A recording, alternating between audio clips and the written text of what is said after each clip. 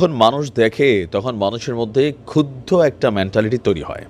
তবে প্রত্যেকটা দল বা যারা এই কলেজের শিক্ষার্থীরা আছেন তাদের দাবিগুলো তাদের কাছে যৌক্তিক হলেও আজকে যে দৃশ্য সারা বাংলাদেশ দেখেছে, এমন দৃশ্য আসলে সরকার কিভাবে কন্ট্রোল করবে? সমন্বয়কদের মধ্যে যারা উপদেষ্টা পরিষদে আছেন অথবা যারা বড় পর্যায়ে আছেন তাদেরকেও কিন্তু এখানে নানানভাবে বক্তব্যের আওতায় আনা হয়েছে যে তোমরা কি দেখছো না? এখন সমন্বয়করা আসলে কার পক্ষ নিবে? সব যখন ছাত্র, বৈষম্য বিরোধী ছাত্র আন্দোলনের তো তারা সমন্বয়ক।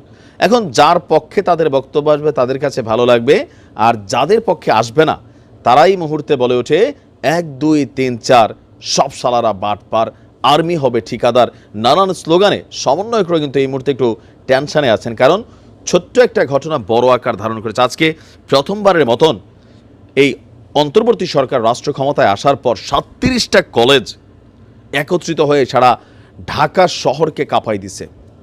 এখন ঘটনার প্রেক্ষাপটটা আসলে কোনখান থেকে শুরু হলো? শিক্ষার্থীরা বলছে পুরান ঢাকার ন্যাশনাল মেডিকেল কলেজ হাসপাতালে ডিএমআরসি কলেজের এক শিক্ষার্থীর মৃত্যুকে কেন্দ্র করে এই হাসপাতালের সামনে বুধবার থেকে বিক্ষোভ করছিল ডিএমআরসির কলেজের শিক্ষার্থীরা। কিন্তু কবি নজরুল এবং সোহরাওয়ার্দী কলেজের শিক্ষার্থীদের একটি অংশ বিক্ষোভরতদের উপর হামলা করে।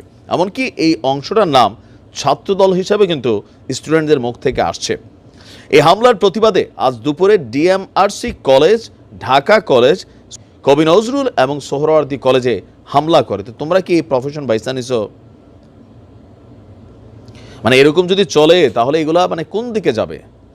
ছাত্রদের এই সকল আচরণে ছাত্রলীগের যে বদনাম ছিল সেটা এখন সুনাম হয়ে যাচ্ছে যে ভাই ছাত্রলীগ আর খারাপ করছে, কি হাতে ক্ষমতা ছিল তো এগুলা করছে। এখন ছাত্রদের হাতে ক্ষমতা আছে, সাধারণ ছাত্র তারা অসাধারণ হয়ে উঠছে।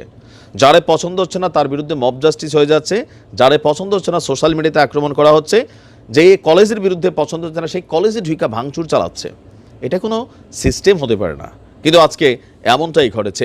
আর এই ঘটনার পরে যেই 2 কলেজে হামলা চালাইছে তারা তো আর বৈশা বৈশা আঙ্গুল চষে নাই, তারা পাল্টা হামলা চালাইছে। আর এতে উভয় পক্ষে শিক্ষার্থীদের ধাওয়া পাল্টা ধাওয়ায় বাংলাদেশের মানুষ আজকে থমকে গিয়েছে। এমনকি টানা সন্ধ্যা পর্যন্ত এই ঘটনাগুলো চলেছে। ইভেন সেখানে পুলিশ সেনাবাহিনীও বিক্ষোভের মুখে পড়েছে, কারণ তারাও ফুললি ফাংশন বা লাঠিচার্জ, টিয়ারশেল এগুলা কিন্তু তারা চালাতে পারে নাই। বিক্ষোভকারী শিক্ষার্থীরা বলছেন আজ সকালে ডিএমআরসি এবং আশেপাশের কলেজগুলোতে ন্যাশনাল মেডিকেল কলেজগুলো মিলে তারা ন্যাশনাল মেডিকেলের সামনে বিক্ষোভ করতে গেলে কবি নজরুলের শিক্ষার্থীরা হামলা চালায়। পরে আমরা সমন্বিতভাবে তাদের হামলার জবাবকে প্রতিহত করি। 30 থেকে 35 জন এখন পর্যন্ত আহত হয়েছে। আজকে সেখানে পরীক্ষা ছিল সোহরাওয়ার্দী কলেজে, তো সেই পরীক্ষা বন্ধ হয়েছে। শিক্ষার্থীরা আতঙ্কিত ছিল, বাহির থেকে হামলা ধুমধাম, মানে আমি নিজেও একটু আশ্চর্য হয়েছি এ কেমন অবস্থা দেখলাম। এবং সিসিটিভিতে দেখা গেছে যে গেট ভেঙে ঢুকেছে, ইচ্ছামতো ভাঙচুর করেছে, গাড়ি ভাঙচুর করেছে, গ্যাস লাইন ছেড়ে দিয়েছে। আর এক শিক্ষার্থীর মৃত্যুকে কেন্দ্র করে আজকে যে দৃশ্য আমরা দেখলাম, এগুলোকে আমাদের সমন্বয়করা কিভাবে ব্যালেন্স করবে? এখানে আপনার 35টি কলেজের শিক্ষার্থীদের ধাওয়া পাল্টা দেওয়ার ঘটনা ঘটেছে। আর যাত্রাবাড়ির ডক্টর মাহবুবুর রহমান মোল্লা কলেজের শিক্ষার্থীরা প্রথমে সোহরাওয়ার্দী কলেজে হামলা চালিয়েছে বলেই গণমাধ্যমে এখানে অভিযোগ উঠে এসেছে।